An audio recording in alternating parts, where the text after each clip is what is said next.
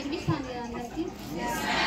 మేము ఇక్కడికి వచ్చిన పర్పస్ ఏమంటే గవర్నమెంట్ ఒకటి ఇప్పుడు ఎక్కడ చూసినా మనకు టీవీలో కానీ సెల్ ఫోన్లో ఆన్ చేసినా లేదంటే న్యూస్ పేపర్ చూసినా ఎక్కువ ఆడపిల్లల మీద అత్యాచారాలు జరుగుతున్నాయి అనేది వింటూనే ఉంటాం. లేదంటే సెల్ ఆన్ చేస్తే చాలు చిన్నపిల్లని ఇట్లా చేసినారు లేదంటే ముసలావిని ఇట్లా చేసినారు అనేది ఎక్కువ చూస్తాను కదా ఈ మధ్యకాలంలో. అందుకనేసే గవర్నమెంట్ ఆడపిల్లలు జాగ్రత్తగా ఉండాలా, వీళ్ళు సేఫ్టీ పర్పస్ కోసం ఉమెన్ చిల్డ్రన్ సేఫ్టీ పర్పస్ కోసమే ఒకటి శక్తి అని యాప్ తీసుకొచ్చింది. ఆ యాప్ లో ఏమంటే మనం ఎక్కడికైనా జర్నీ చేయాలనుకున్నా లేదంటే ఎక్కడైనా ఇప్పుడు తిరుపతి విజయవాడ అట్లా హాలిడేస్ వస్తే పోతుంటాం కదా, అట్లాంటి టైంలో మనం ఎక్కువ వినేది ఏమంటే షెల్టర్ లేదు అయిపోయినాయి రూమ్స్ బుక్ అయినాయని చెప్తా అంటారు కదా, వినింటాం కదా ఇది షెడ్లు అన్ని ఫుల్గా ఉన్నాయి రూమ్స్ అన్ని బుక్ అయినాయి అని. అట్లాంటి టైంలో కూడా మనకి శక్తి యాప్ లో పోయి షెల్టర్లు అని ఒకటి ఆప్షన్ ఉంది, దాన్ని క్లిక్ చేస్తే ఆ సరౌండింగ్ లో ఉండే పోలీస్ వాళ్ళ నంబర్లు మొత్తం వస్తాయి. ఒకరికి ఫోన్ చేసి ఇట్లా షెల్టర్ లేదు ఇబ్బంది పడతామని చెప్తే చాలు గవర్నమెంట్ కొన్ని ప్లేసుల్లో మనకు తెలియకుండా షెల్టర్లు పెట్టింటది. ఆ షెల్టర్లు మనకు తెలియదు కదా గవర్నమెంట్ పెట్టిండే షెల్టర్లు.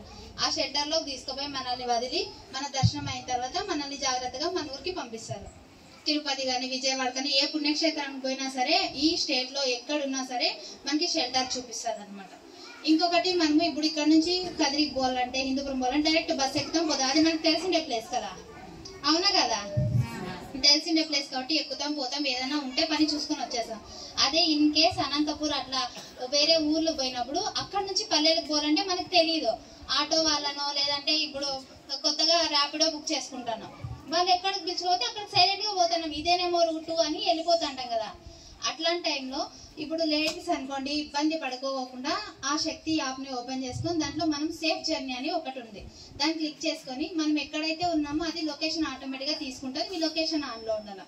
మనం ఎక్కడికైతే పోతున్నామో ఆ ప్లేస్ ని కొట్టేసి మీరు ఆ బండి నంబర్ ఏదైతే వెహికల్ ఉందో ఆ వెహికల్ క్లిక్ చేసుకుంటాం, బైక్ అయితే బైక్ కార్ అయితే కారు మీరు ఏది ఎక్కితే దాన్ని క్లిక్ చేసుకొని ఆ నంబర్ ఒకటి కొట్టుకుంటే చాలన్నమాట.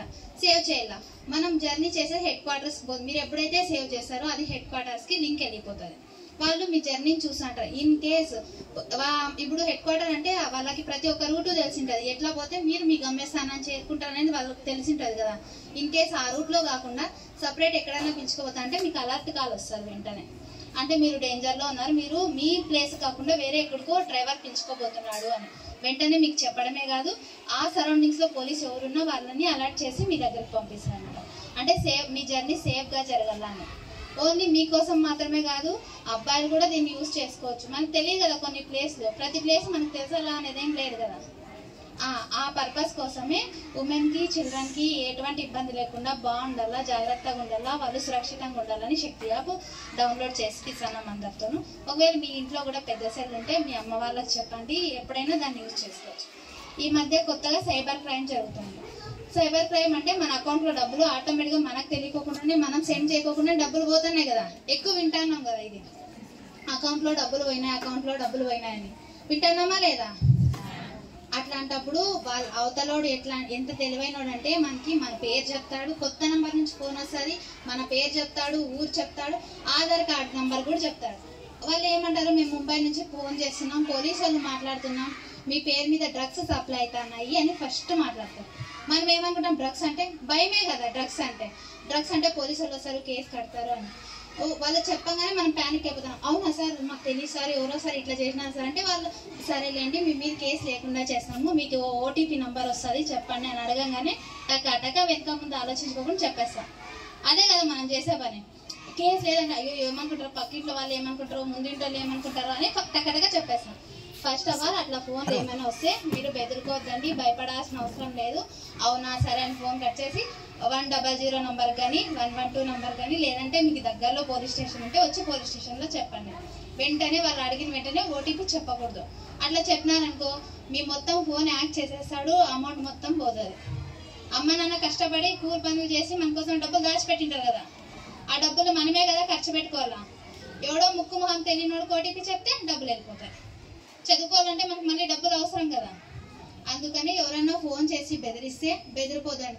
ఇంకొకటి మన ఫోటోలు ఎక్కడంటే అక్కడే మనం పెట్టుకుంటా అంటాం, ఇన్స్టాగ్రామ్ లో లేడీస్ ఇన్స్టాగ్రామ్ లో పెడతా అంటాం, ఫేస్బుక్ లో పెడతా అంటాం, ఎక్కడంటే అక్కడ పెట్టుకుంటా అంటాం. అట్లా పెట్టుకోవద్దండి మా ఇంకటి నుంచి, ఎందుకంటే ఫోన్ హ్యాక్ అయితే మొత్తం ఫోటోలు వీడియోలు కూడా వాళ్ళ దగ్గరికి వెళ్ళిపోతాయి. ఫోటోని మార్పింగ్ చేసేది, మనల్ని బెదిరించేది. ఎవరైనా మనకి ఫోటో మార్పింగ్ చేసి బెదిరిస్తే మనం చెప్పుకోగలుగుతామా? చెప్పుకోలేం కదా. ఒకరికి భయపడతాం. స్టేషన్లో కూడా చాలా మంది వచ్చి చెప్పుకోలేరు, భయపడతారు. అందుకని ఫోటోలు ఏమైనా ఉంటే పెట్టుకోవద్దండి. వేరే ఏమైనా ఫ్లవర్స్ ఫోటో అట్లా పెట్టుకోండి తప్పితే మీ ఫోటోలు మాత్రం ఎక్కడ పెట్టుకోవద్దండి. మరి ఏదైనా సరే జరిగితే అమ్మాయిలు ధైర్యంగా ఉండాలి, భయపడకూడదు. మీకు ఏది జరిగినా ఇంట్లో అయితే అమ్మ నాన్నకు చెప్పాలి, ఇక్కడైతే టీచర్లకు చెప్పాలి. సరేనా?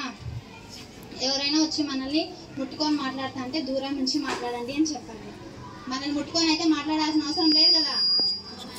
దూరం నుంచి నేను మాట్లాడవచ్చు కదా. గుడ్ టచ్ బ్యాడ్ టచ్ అని చెప్పుకునే దానికంటే నో టచ్ అని చెప్పుకోవచ్చు కదా.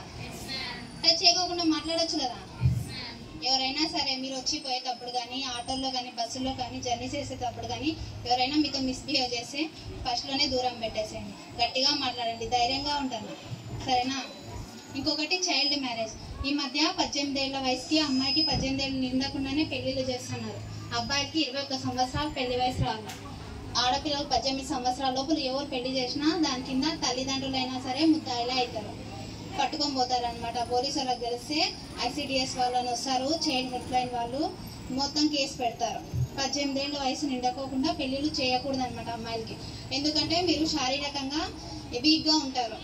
మీకు ఇప్పుడు 18 ఏళ్ళ వయసు అంటే చదువుకునే వయసే కదా, పెళ్లి చేసుకునే వయసు కాదు కదా.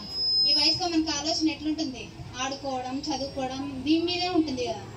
ఈ వయసులో ఎందుకు చట్టం పెళ్లి చేసుకోకూడదు అని చెప్పిందంటే మీకు అత్త మామతో ఎట్లా మాట్లాడాలా, ఏదైనా సమస్య వస్తే ఎట్లా ఫేస్ చేయాలా, ఏదైనా ఇబ్బంది అనిపిస్తే ఎట్లా చెప్పాలా, ఫ్యామిలీని ఎట్లా లీడ్ చేయాలనేది తెలిసింది అనమాట ఈ వయసులో. ప్లస్ శారీరకంగా సమస్యలు వస్తాయి, హెల్త్ ప్రాబ్లమ్స్ వస్తాయి. అందుకని ఆడపిల్లలకి 18 ఏళ్ళ వయసు దాటిన తర్వాత పెళ్లి వయసు పెట్టినారు. అంతలోపులు ఎవరైనా సరే పెళ్లిళ్ళు చేసుకుంటే చట్టరీత్యా నేరము, దాని కింద రిమాండ్ పెట్టి జైల్లో కూడా వేస్తారు. సరేనా? ఎవరు 18 ఏళ్ళ లోపల ఎవరు పెళ్లి చేసుకోవడం. ఇన్ కేసు మీ పరిసరాల్లో అట్లా జరుగుతుందని తెలిసినా కూడా చైల్డ్ హెల్ప్ లైన్ వాళ్ళకి చెప్తే వాళ్ళు వచ్చి ఆపుతారు, కౌన్సిలింగ్ కూడా ఇస్తారు తల్లిదండ్రులకి. సరేనా?